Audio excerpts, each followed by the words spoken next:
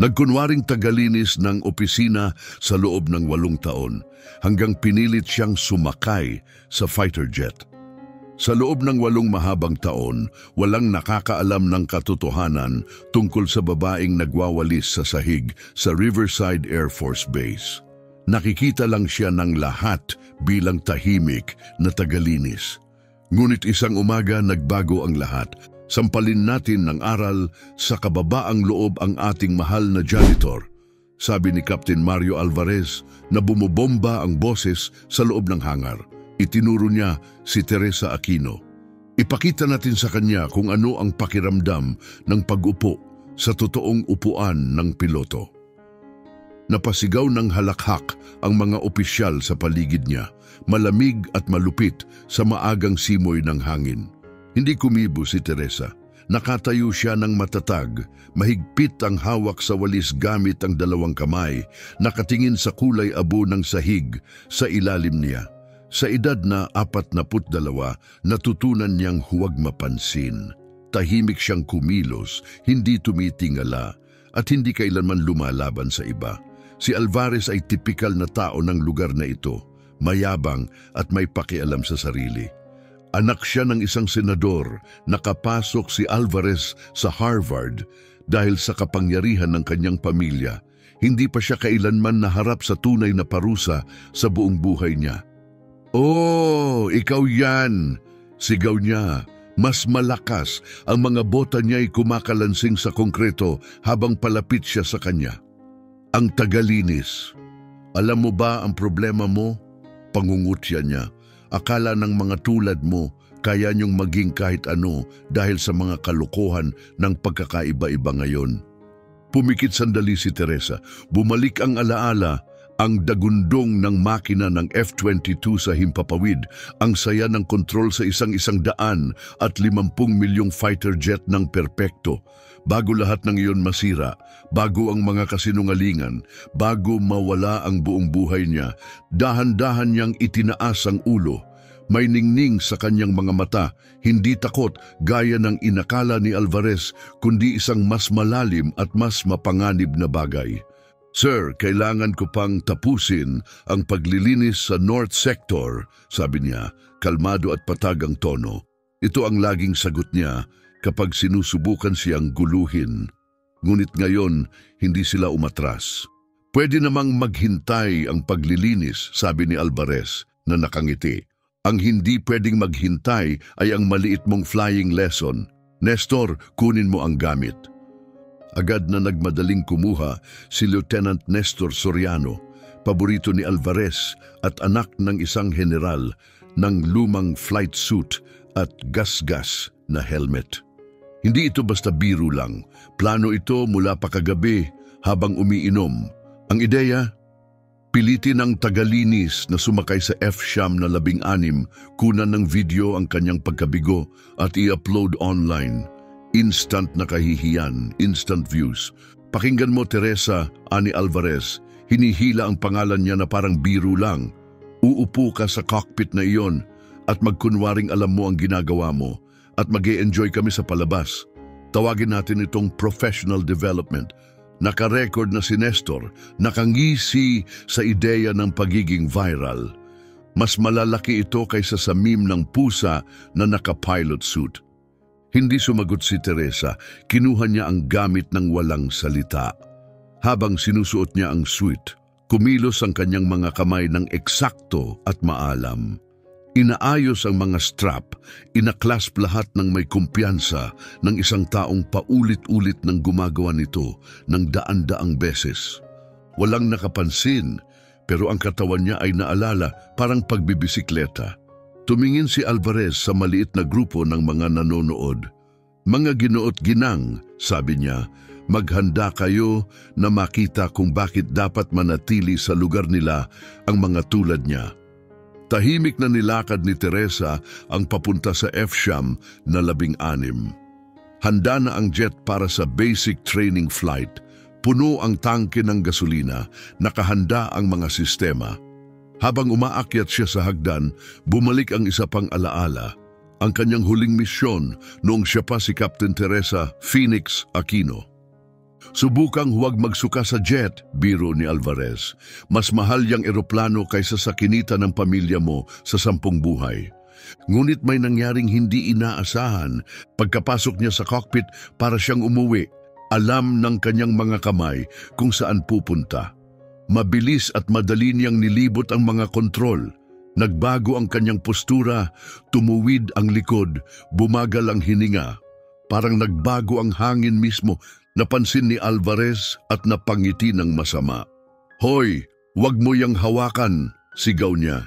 Hindi sumagot si Teresa. Dahan-dahan niyang inabot ang mga switch parang pianistang matagal nang hindi tumutugtog, ngunit ngayon ay muling nagpe-perform ng pamilyar na kanta. Sa loob ng 8 taon, nagtatago siya sa dilim. Ngunit ngayon, may bumabangon sa loob niya. Hinawakan niya ang ignition. Sa sandaling iyon, hinarap niya ang pagpili, magtago magpakailanman o ipaalala sa mundo kung sino siya talaga. Sa ibaba, ilang mas matandang mekaniko ang napansin ang nangyayari. Nakita nila kung gaano kadaling inaayos ni Teresa ang mga salamin, kung paano ang kanyang mga paa ay kumpiyansang nakahanap ng mga pedal, kung paano gumagalaw ang kanyang mga daliri sa dashboard na parang pag-aari niya yon.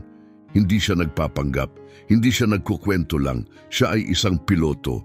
Kung na-inspire ka sa mga kwento ng tapang at pangalawang pagkakataon, siguraduhing mag-subscribe at sundan ang kahangahangang paglalakbay na ito.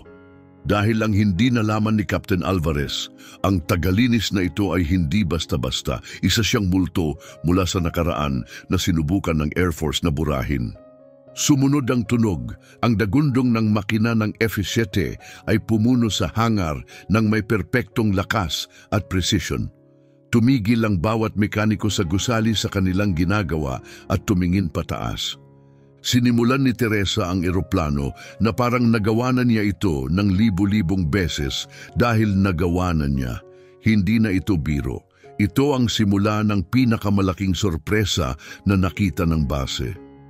"Sandali lang!" sigaw ni Captain Alvarez. Ang dating kumpiyansa biglang nawalan ng tibay. Paano niya alam kung ano ang ginagawa niya? Nanginginig ang boses niya sa hindi makapaniwala habang pinapanood si Teresa na kumikilos sa loob ng cockpit. Nagtatala pa rin si Lieutenant Soriano pero nawala na ang ngiti sa mukha niya. "Pare, hindi siya huminto kahit saglit," bulong niya. "Tingnan mo kung paano siya nakaupo, parang kanya talaga yan." Sa likod ng salamin, kumikilos si Teresa ng tahimik at may matinding konsentrasyon. Hinahaplos ng kanyang mga kamay ang mga kontrol parang mga piano keys na matagal na niyang na-memorize. Walang pag-aalinlangan, walang hula, muscle memory at instinct lang. At para sa babaeng akala nila ay marunong lang magwalis, imposibleng ipaliwanag. Naging gulo ang dating kumpiyansa ni Alvarez. "Baka swerte lang yan," bulong niya. "Pindutin lang ng pindutin ang mga button, may mangyayari din. Tingnan natin kung kaya pa niyang gawin ang iba." Kinuha ang radyo, tumawag si Alvarez sa cockpit. "Davis, tigilan mo na yan. Patayin mo ang eroplano at bumaba ka bago ka makasira ng kung ano." Pero ang sumagot ay hindi nalilito, hindi natatakot. Malinaw, propesyonal at kalmado. "Tower, ito ang Griffin 07 humihiling ng permiso para mag-taxi." Nagkaroon ng katahimikan, mabigat na gulat na katahimikan. Ginamit ni Teresa ang karaniwang Air Force communication lingo, eksakto, walang mali at advanced. Ang klase ng lengwahe na kailangang taon ng pagsasanay para matutunan. "Anong nangyayari?" bulong ni Alvarez nang hina ang muka. Hindi niya dapat alam yan. Pero alam niya lahat dahil 8 taon ang nakakaraan, hindi siya janitor. Siya ay si Captain Teresa Phoenix Aquino, ang unang babae na nanguna sa isang top-tier fighter squadron sa US Air Force. Si Phoenix pinangalanan dahil sa kanyang kakayahang mabuhay at magtagumpay sa mga misyon na hindi nagawa ng iba. Ngunit nagkawatak-watak ang lahat noong isang reconnaissance flight sa teritoryo ng kaaway sa Middle East. Natuklasan ng kanyang grupo ang lihim, isang Amerikanong general ang ilegal na nagbebenta ng armas sa mga teroristang grupo. Ang general na iyon ay si Morrison, ang biyenalo ni Colonel Alvarez. Oo, ang ama ng parehas na mayabang na kapitan na pinapahiya siya ngayon. Nang ipaalam ni Teresa ang katotohanan, lumaban ang sistema sa kanya. Mga peking ulat, peke ang ebidensya, mga saksi na binili. Nasira ang kanyang pangalan magdamag. Tinawag siyang traidor, ang mismong krimeng sinubukan niyang pigilan. Gumagalaw ang jet, sigaw ng isang tao sa madla. Nataranta si Alvarez. Tumakbo siya patungo sa dulo ng runway, sumisigaw sa radyo, "Davis, tigilan mo yan ngayon. Hindi ka pinayagang ilipat ang eroplano." Ngunit hindi kumibo si Teresa.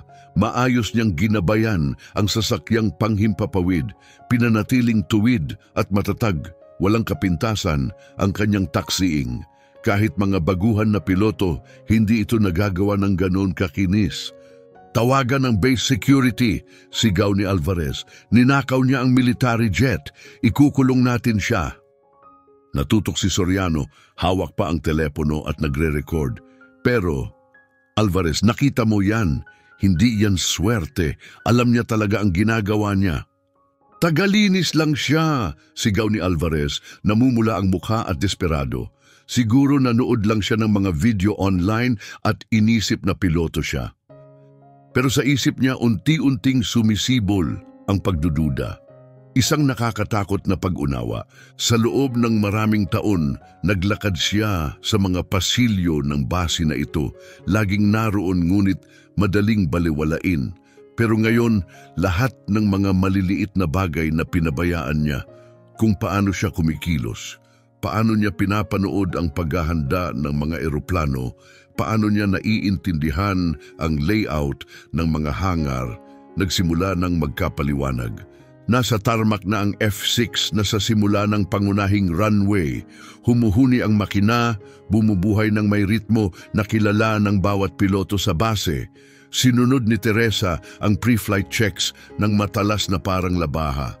Walang pag-aantala, walang pagkakamali, galing lang. "Diyos ko," bulong ng isa sa mga matandang mekaniko, ang maitim na mukhay ng hina. "Alam ko yung estilo na yan. Nakita ko yan noon pang mga taon." Hinawakan siya ni Alvarez. "Anong sinasabi mo?"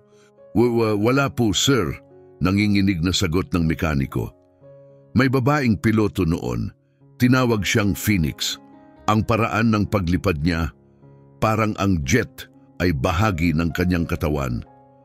"Patay na si Phoenix," sagot ni Alvarez. "Masyadong mabilis, parang may alam siya na ayaw lang niyang aminin. Nawala siya. Hindi yan konektado. Pero kahit pinagsawaan niya, nakatuon ang mga mata niya sa cockpit. Sa unang pagkakataon sa buhay ni Captain Mario Alvarez, nakaramdam siya ng tunay na takot, hindi takot sa pagkabigo, kundi takot na ang babaeng tinangka niyang pahiyain ay maaaring mas makapangyarihan kaysa sa inaakala niya, at mas masama pa, siya ang kontrabida sa kwento niya. Sa loob ng jet, tinapos ni Teresa ang kanyang huling pagsusuri. Sa kanyang headset, naririnig ang padalos-dalos na boses ni Alvarez na sumisigaw sa control tower, lalo pang nagiging magulo bawat segundo. Pero wala nang nakikinig sa kanya ngayon. Ilang minuto lang ang nakalipas, tinukso niya ang isang babaeng inakala niyang mababa sa kanya. Ngayon, pinapanood niya siyang maghanda para sa take-off. Kalmado, profesional, at may nakakatakot na kumpiyansa. Bawat insulto, bawat malupit na tawa, bawat kahihiyan na dinanas niya sa nakalipas na 8 taon, naaalala niya lahat. Hindi para maghiganti, kundi upang bigyang lakas ang aral na ipapadala niya. Ang hindi nalaman ni Alvarez, hindi nagtago lang si Phoenix. Ginamit niya ang bawat sandali para maghanda na muling bumangon. At ngayon, sa harap ng mga dosenang teleponong nagre-record, sa harap ng buong base na puno ng mga saksi, ipapaalala niya sa mundo kung sino siya talaga. "Control Tower, ito ang Griffin 07, humihiling ng clearance para sa takeoff." Umaalingaw-ngaw ang kanyang boses sa radyo, matalas at matatag. Sa loob ng tower, ang katahimikan ay parang nakapigil na hininga dahil lahat ay naunawaan na ang katotohanan. Hindi nawala si Phoenix, bumalik siya. Agad na kinuha ni Alvarez ang radyo mula sa kamay ng Chief Controller. Nanginginig ang boses dahil sa tensyon. Davis, patayin mo na ang mga makina. Direktang utos ito. Sinasuway mo ang utos ng militar. Ngunit sumagot si Teresa ng malamig at profesional. Hindi po sir, naaprubahan ang training clearance alinsunod sa Regulation 12.3. Ang paraan ng pagsabi niya, matatag, tila robotiko at tumpak, ay nagdulot ng hindi komportabling tingin sa mga veteranong opisyal sa tower. Hindi ito basta-basta lang na natatarantang tagalinis. Isa itong taong bihasa sa batas militar. Patuloy na nagfi-film si Soriano pero hindi na siya nagmamalaki. Alvarez, sabi niya ng mahina, alam niya ang higit sa atin. Paano niya alam ang mga prosedur na yan? Tahimik ka at ipagpatuloy ang pag-record, utos ni Alvarez habang tumutulo ang pawis sa kanyang noo. Kapag nasira niya yung jet, gusto kong nakuha lahat iyon bilang ebidensya sa court-martial. Ngunit may nagbabago sa loob ng control tower. Si Colonel Manuel Navarro, ang commander ng base at veteranong Air Force na may 30 taon ng serbisyo, ay tumitingin sa jet gamit ang kanyang binoculars. Napangitim ang mukha niya. Rodriguez, sabi niya sa kanyang assistant, nakikita mo ba ang nakikita ko? Opo sir, sagot ni Rodriguez, halatang tensyonado. Perpektong pre-flight procedures, walang mali sa warm-up, tama ang alignment ng runway. Dahan-dahang ibinaba ni Navarro ang binocular. Gaano ka nakatagal nagseserbisyo? Ika 28 taon po sir. 30 taon na ako, sagot ni Navarro nang mahigpit ang tinig. At sa lahat ng iyon, isa lang ang nakita kong taong may ganitong precision sa ground operations. Huminto siya saglit, pinipilit tandaan ang isang pangalan. Phoenix Aquino, naparam si Rodriguez. Pero sir, patay na siya. Yan ang sabi sa amin, pinagbintangan ng paglabas ng classified na impormasyon. Walang sala, paliwanag ni Navarro. Kasama ako sa unang review board. Ang ebidensya laban sa kanya ay basura, halatang peke, pero may kapangyarihan si Morrison. At si Phoenix, isa siyang babaeng walang political protection. Sa labas, maayos na ginagalaw ni Teresa ang kanyang huling pagsusuri na para bang siya'y sumasayaw. Natural ang galaw ng mga daliri niya at kumpiyansa ang postura. Sa likod ng cockpit glass, nakita niya si Alvarez na unti-unting nawawalan ng kontrol, sumisigaw ng mga utos na hindi na pinapansin. Tumigas ang boses ni Navarro. Rodriguez, buksan mo ang secure channel sa pagitan ko at ng piloto, ngayon din. Pero sir, sabi ni Captain Alvarez na siya ay hangal si Alvarez na ayaw kilalanin ng kagalingan kahit ito'y bumati sa kanya, putol ni Navarro. Buksan mo yang linya. Narinig ang mahina na click na palatandaan na bukas na ang linya. Hindi kilalang piloto, ito si Colonel Navarro mula sa tower. Sabihin mo ang iyong pangalan para sa record. Nagkaroon ng saglit na katahimikan. Nang marinig ang boses, dala nito ang mga tao ng sakit, ngunit pati na rin ng lakas. Kolonyel, ikaw ba yan talaga? Tumigil ang puso ni Navarro. Phoenix, bulong niya. Diyos ko, ikaw ba yan? Teresa Davis, Janitor Level 2, sagot niya ng mahina. Namatay si Phoenix Aquino 8 taon na ang nakakaraan. Nanginig ang boses niya, hindi dahil sa kahinaan, kundi sa pagbitaw. Pumikit si Navarro, nakikita pa rin niya ang maliwanag at magaling na batang kapitan na nawala sa kanila, nasira dahil sa kasinungalingan. Sinubukan kitang tulungan, sabi niya na puno ng pagsisisi. Ngunit nang malaman ko ang papel ni Morrison, wala ka na. Alam ko po, sir, sagot niya, patay na si Morrison ngayon pero buhay pa rin ang kanyang legacy. Tumitig siya kay Alvarez sa likod ng salamin.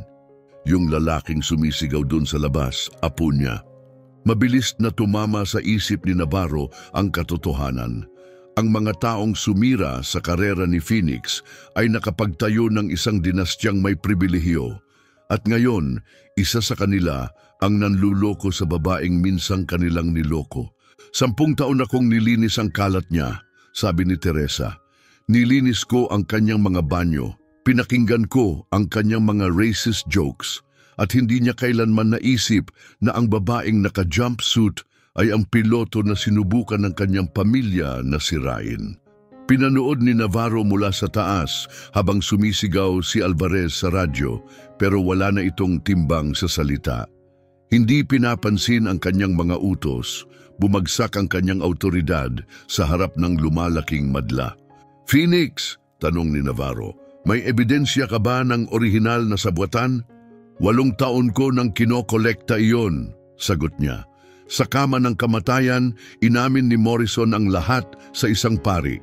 Akala niya ito ay protektado ng kumpisal, pero nirecord iyon ng pari at ibinigay sa akin 3 taon na ang nakalipas. Huminga siya ng malalim at kasabay nito lumabas ang unang ngiti niya sa mga taon. Nasa akin ang lahat, mga pangalan, peke na dokumento, mga lihim na account, detalyadong timeline, sapat na para ibagsak ang buong pagtatakip. Bakit ka naghintay? Tanong ni Navarro. Dahil hindi lang katarungan ang gusto ko, sagot niya. Nakatuon ang mga mata kay Alvarez na ngayon ay naglalakad-lakad na parang unti-unting bumabagsak.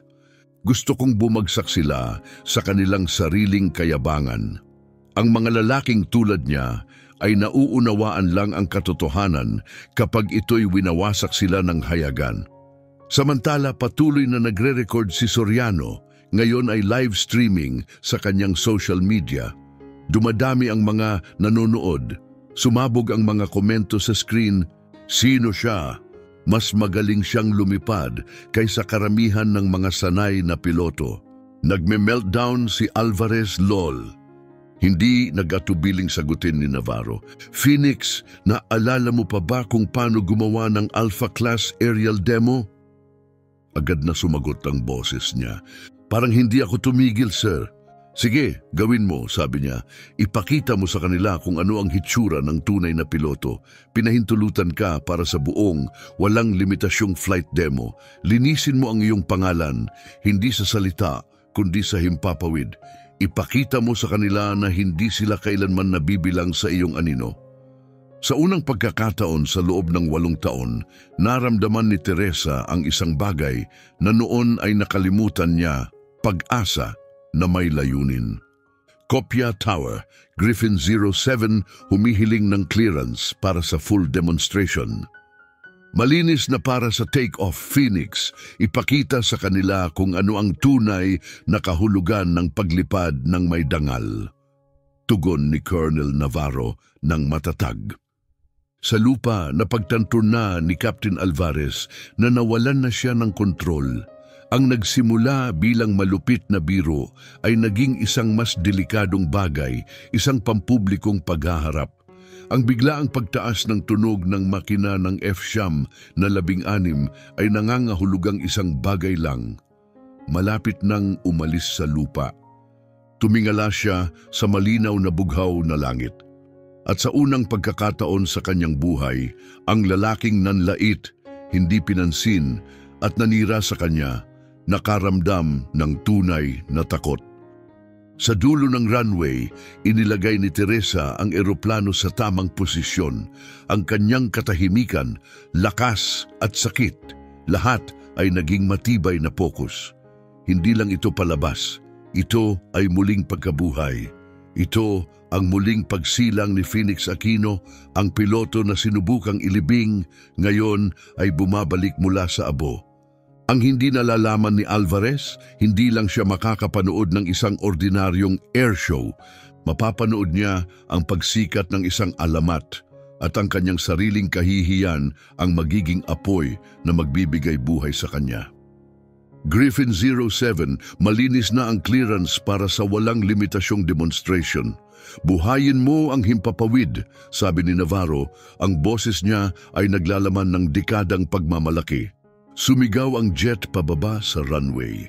Sa isang iglap, si Teresa ay lumipad na at sa loob ng ilang segundo, ginawa niya ang isang vertical climb na nilalabanan ng gravity at nagpabuka ng bibig ng mga tao sa lupa. Ang sumunod na nangyari ay hindi lang paglipad, ito ay sining. Nangungulubot ang mukha ni Alvarez, naging maputla, tapos berde habang ang eroplano ay sumasayaw sa himpapawid ng may di malamang gilas. Hindi ito totoo, bulong niya. Hindi siya pwedeng lumipad ng ganyan. Siya nga, sagot ni Soriano habang nagre-record at mahigit 50,000 ang nanonood live. Nanginig ang kanyang boses. Gusto ng mga komentaryo malaman kung sino itong piloto. Sa 1,500 metro, ginawa ni Teresa ang isang galaw na kakaunti lang ang mga Amerikanong piloto na nangahas subukan ang Pugachev's Cobra. Tumigil ang F-6 na sa ere, itinaas ang ilong, hinawakan ito ng patayo at dahan-dahang nag-level out, isang masterclass ng control. Sumigaw ang mga tao sa base, nagsimulang pumalakpak ang mga veteranong mekaniko. Isang air traffic controller ang bumulong, nakita ko lang ang galaw na yan minsan lang, 8 taon na ang nakakaraan. Ginawa yan ni Phoenix Aquino. Hinawakan ni Alvarez ang radyo, desperado ang boses. Davies, tigilan mo yan agad, utos ito. Ngunit ang tugon ni Teresa ay may bigat ng bawat insulto at kawalang katarungan na naranasan niya. Hindi, Captain. Humiling kayo ng demonstration, ito ang aral nyo. Sa susunod na 10 minuto, muling inilarawan ni Teresa ang kahulugan ng salitang piloto. Ginawa niya ang mga imposibleng stunt, mabilis na inverted loops, nakamamanghang low passes at nagtapos sa isang solo trick na hindi pa nakita ng kahit sino. Ang kanyang mga contrails ay bumuo ng isang salita sa langit. Phoenix, naputol ang boses ni Soriano habang nagla-live narrate. Mga kababayan, hindi ko alam kung sino itong babae, pero binabago niya ang konsepto ng kaya nating gawin sa aviation. Lampas 100,000 na ang nanonood at patuloy pa. Sa tower ngumiti si Colonel Navarro, isang malalim at buong puso na ngiti na matagal nang hindi nakita. Binuksan niya ang open channel. Lahat ng tauhan sa Riverside, nasasaksihan ninyo ang pagbabalik ni Captain Teresa Phoenix Aquino. Napagbintangan, pinagtaksilan, ngunit hindi kailanman natalo. Nananatiling buo ang kanyang dangal kahit tayo ay nabigo sa kanya. Sumunod ang katahimikan na pinutol lamang ng tuloy-tuloy na ugong ng jet sa itaas. Sa runway, nakatayo si Alvarez na parang bato. Bumagsak ang kanyang mga daliri mula sa radyo, nawala ang kanyang kapangyarihan. Phoenix Aquino, bulong niya, pero patay siya. Hindi, sabi ng isa sa mga matatandang mekaniko. Lumapit, naglalagablab ang mga mata. Nililinis niya ang iyong mga banyo, bata. Sa 8 taon, pinahiya mo ang isa sa pinakamagaling na piloto na mayroon ang bansang ito. Tumitig siya ng diretso sa mga mata ni Alvarez. At nakuha namin lahat yan sa pelikula. Ang paglapag ni Teresa ang huling obra maestra, makinis, tahimik, perpekto, parang tinanggap siya mismo ng langit.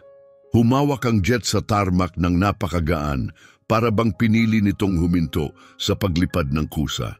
Nagtipon ang daan na tao, pati mga opisyal mula sa buong base ay dumating ng mabilis para makita kung sino ang nagsulat ng kasaysayan sa langit. Sinubukan ni Alvarez ang huling kawawang dahilan.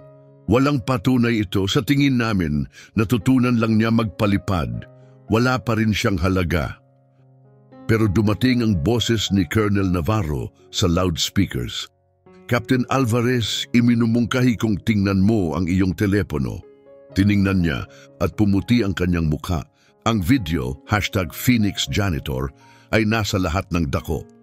50 milyong views sa loob lang ng 2 oras. Ang kanyang kahihiyan ay naging viral at hindi siya kinatawan ng tawa ng mundo. Tumawag ang Pentagon, mga reporter, ang kanyang mga nakatataas, lahat naghahanap ng sagot. Bumaba si Teresa mula sa jet, kalmado, tahimik, ipinagmamalaki, dahan-dahan niyang tinanggal ang helmet, inilantad ang mga matang nakakita ng digmaan, pagtataksil at pakikipaglaban. Ang kanyang boses ay umalingaw-ngaw sa buong runway. Sa loob ng 8 taon, nilinis ko ang mga sahig kung saan ang mga lalaki tulad ni Alvarez ay nanlalaro ng biro tungkol sa mga babae, lahi at kung sino ang karapat-dapat lumipad. Narinig ko lahat iyon at ngayon ipinakita ko sa inyo na ang kakayahan ay walang kulay, walang kasarian, walang takot sa mga lalaking may mahina ang ego. Habang sinusubukang maglaho ni Alvarez sa gitna ng tao, sinundan siya ni Soriano. Patuloy ang kamera. Isang reporter ang lumapit, may hawak na mikropono. "Captain, may komento ka ba tungkol sa pagpapahiya sa isa sa pinakamagaling na piloto sa kasaysayan ng militar ng US?" "Ako, hindi ko alam," natatarang sagot ni Alvarez, basa sa pawis. "Kung alam ko lang kung sino talaga siya." "Eksakto!" sagot ni Teresa ng matalim at matatag ang tinig. "Kung alam mo kung sino ako, iba ang pagtrato mo sa akin. Pero ang katotohanan, Captain, ay kung paano mo tratuhin ang tao kapag iniisip mong mas mababa sila sa'yo. Iyan ang nagpapakita ng tunay mong pagkatao." Lumapit si Colonel Navarro sa runway, may hawak na briefcase. "Captain Teresa Aquino," seryosong sabi niya, "sa ngalan ng United States Air Force, iniaalok ko sa iyo ang buong reinstatement ng iyong ranggo, agarang promosyon bilang major at pamumuno sa anumang squadron na iyong pipiliin." Tumingin si Teresa sa folder, tapos sa madla, daan-daang mukha, may ilang nahihiya, may ilang humanga, lahat ay nagbago dahil sa kanilang nasaksihan. Matagal na niyang inisip ang sandaling ito, ngunit nang ito ay maging totoo.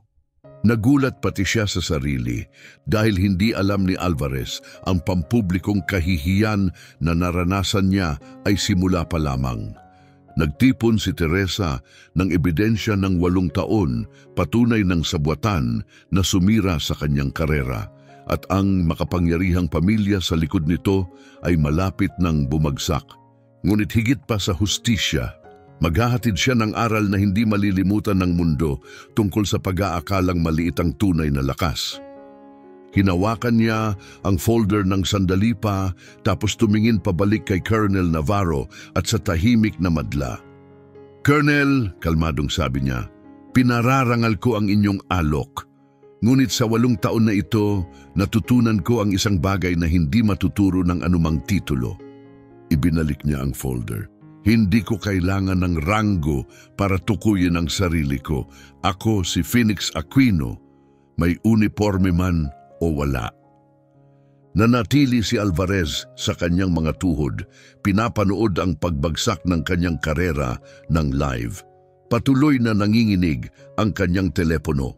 Mga tawag mula sa Pentagon, mula sa galit ng mga commander, mula sa mga media na naghahanap ng pahayag. Ang hashtag Phoenix Janitor ay naging pandaigdigan. Mahigit 80 milyong views, ngunit hindi pa tapos si Teresa. "May kailangang gawin," sabi niya. Hinuhugot ang maliit na flash drive mula sa kanyang bulsa. "Sa loob ng 8 taon, nangolekta ako ng ebidensya, mga recording, dokumento, mga pag-amin sa kama ng kamatayan. Lahat ng nagsusumpa sa sabwatan ng Morrison Alvarez sa mga deal sa armas, suhol at korupsyon." Tinanggap ni Navarro ang drive, nanginginig ang mga kamay. Naglalaman ito ng ebidensya ng mga krimen ni General Morrison at kung paano yumaman ang pamilya Alvarez sa pagbebenta ng armas sa mga terorista. Tumalikod siya at tumingin ng diretsyo kay Alvarez na wasak na. "Ang lolo mo ang nagtayo ng kanyang legacy sa buhay ng mga Amerikano, Mario. Namana mo hindi lang kayamanan, namana mo ang kasalanan." mabilis at malakas ang epekto. Sa loob ng 72 oras, ipinagbawal ng federal na gobyerno ang mga ari-arian ng pamilya Alvarez. Nagsimula ng malalim na investigasyon sa korupsyon militar at naglabas ng mga warrant ng pag-aresto. Si Mario Alvarez ay kinasuhan ng pagsira ng ebidensya. Samantala si Soriano, ang batang opisyal na nag-record ng lahat, ay naging tanyag ng bigla. Akala ko biro lang ang ginagawa ko, sabi niya sa isang panayam. Pero nakuha ko pala ang muling pagkabuhay ng isang buhay na alamat. Upo si Teresa sa likod ng isang makinis na mesa sa kanyang bagong opisina. Direktor ng Phoenix Aviation Academy, isang flight school na itinatag niya para sanayin ang mga hinaharap na piloto mula sa mga underrepresented na grupo. Sa likod niya, isang framed photo. Siya kasama ang F6, hawak ang helmet, ang sandali matapos ang kanyang makasaysayang paglipad. Direktor Aquino, sabi ni Amanda, ang kanyang assistant, pumasok sa opisina. Nakatanggap tayo ng 50 pang-aplikasyon ngayong araw. Mga estudyante mula sa bawat estado. Ngumiti si Teresa, tumingin sa labas sa mga flight simulators na puno ng mga batang nangangarap. Amanda, alam mo ba ang pagkakaiba ng pribilehiyo at kakayahan? Hindi po, Direktor. Ano yon? Kinatatakutan ng pribilehiyo ang kompetisyon, tinanggap naman ito ng kakayahan. Nawasak ang imperyo ng Alvarez, nasamsam ang kanyang mga negosyo, nawala ang kanyang mga ari-arian. Si Mario Alvarez ay nakapiit ng 15 taon dahil sa pagtataksil sa militar. Iniwan siya ng asawa, pinalitan ng mga anak ang kanilang apelyido. Naging multo siya sa sistemang dati niyang pinamunuan. Samantala, si General Navarro na na-promote pagkatapos ng iskandalo ay madalas bumisita sa academy. Phoenix, sabi niya sa isang pagbisita, maaari kang namuno ng anumang unit. Bakit dito ka? Dahil, General, sagot niya, ang pinakamahusay na paghihiganti ay hindi ang pagbagsak sa mga kalaban. Ito ay ang pagtayo ng isang bagay na hindi nila kailanman maisip, isang bagay na isinilang mula sa katotohanan, hindi sa kapangyarihan. Ang kanyang tapang ay nagdulot ng malaking pagbabago sa militar, nagpatupad ng mga bagong proteksyon para sa mga whistleblower. Naayos ang mga patakaran sa diversity at etika. Ang iskandalo ng Alvarez ay naging required na case study sa lahat ng military academy. Sa isang pambansang panayam sa telebisyon, nagmuni-muni si Teresa. Ang pinakamalaking pagkakamali ko ay ang paniwalang nawala ako nang mawala ang aking titulo. Pero ang pagkakakilanlan ay hindi ibinibigay ng iba. Ito ay isang bagay na tanging ikaw lang ang makakapagbigay at hindi ko ito kailanman isinuko. Sa isang selda ng bilangguan, pinapanood ni Alvarez ang balita. Si Teresa na minsang wala lang ay ngayon humuhubog ng kinabukasan ng military aviation. Umalis si Soriano sa Air Force para maging documentary filmmaker na nakatuon sa katarungang panlipunan. Tinuruan ako ng videong iyon ng isang bagay, sabi niya. Ang pinakamakapangyarihang mga kwento ay nasa harap natin. Kailangan lang nating itigil ang pagwawalang bahala sa mga ito. Sa anibersaryo ng kanyang makasaysayang paglipad, nakatayo si Teresa sa harap ng madla sa Washington, D.C., tinatanggap ang Congressional Medal of Honor para sa kanyang tapang, serbisyo at epekto. Sa kanyang talumpati, nagtapos siya sa mga salitang hindi malilimutan ng mundo. Huwag hayaang ang iba ang magtakda ng iyong halaga. Huwag hayaang ang takot ang magtakda ng iyong katahimikan. At huwag kailanman hayaang sabihan ka kung saan ka nababagay. Ikaw ang nagtatakda niyan. Ikaw ang babangon. Tinawag siyang janitor, ngunit naging isang alamat siya. Sa loob ng 8 mahabang taon, sinabihan siyang wala lang, isang janitor lang. Kaya pinili niyang maging pinakamahusay na janitor na kaya niya tahimik, mahusay at di nakikita. Ngunit sa lahat ng iyon, hindi niya kailanman iniwan ang piloto na tunay na siya. Ngayon, ang Phoenix Aviation Academy ay nagsisilbing pambansang simbolo ng husay, pagtubos at pangalawang pagkakataon. Dito, ang mga estudyanteng minsang tinanggihan ng tradisyonal na flight schools dahil hindi sila pasok sa pamantayan ay ngayon lumilipad sa ilan sa mga pinaka-advanced na jet sa mundo. Hindi sila ipinanganak na may pribilehiyo. Nakuha nila ang kanilang mga pakpak sa pamamagitan ng kasanayan, tiyaga at puso. Samantala nawala kay Alvarez ang lahat, ang kanyang pamilya, ang kanyang kayamanan, ang kanyang kalayaan, pati ang legacy na sinubukan ng kanyang mga ninuno na itayo sa kapangyarihan at kasinungalingan na wala na.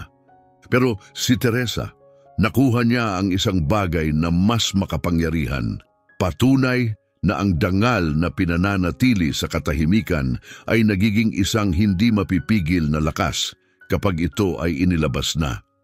Itinuturo niya sa kanyang mga estudyante ang isang aral na hindi nila nakakalimutan. Ang paghihiganti ay hindi paggawa sa iba ng ginawa nila sa iyo. Ang tunay na paghihiganti ay ang pag-angat ng sobra-sobra hanggang pagsisisihan nilang pinagdududahan kanila. Ang 8 taon ng pagwawalis ay nagturo kay Phoenix Aquino na ang dumi ay maaaring linisin sa sipag at panahon. Ngunit ang ilang mansya tulad ng mga iniwan ng kayabangan at pagkiling ay permanente. Ito ay nagmamarka sa mga taong nanlalait sa iba at nagpapaalala sa mundo kung sino talaga sila. Kung ang kwentong ito ng tibay at pagbabago ay nagbigay sa iyo ng inspirasyon, siguraduhing mag-subscribe sa channel. Dahil hindi lang ito kwento tungkol sa mga jet o hustisya, ito ay tungkol sa mga taong kinukuha ang kawalang katarungan at ginagawang gasolina para sa kadakilaan. Minsan, ang pagiging maliitin ay ang pinakamalaking regalo na maibibigay ng iyong mga kaaway dahil pinabababa nila ang kanilang pagbabantay. Sa oras na ikaw ay handa nang lumipad ng mas mataas kaysa sa kanilang inaasahan,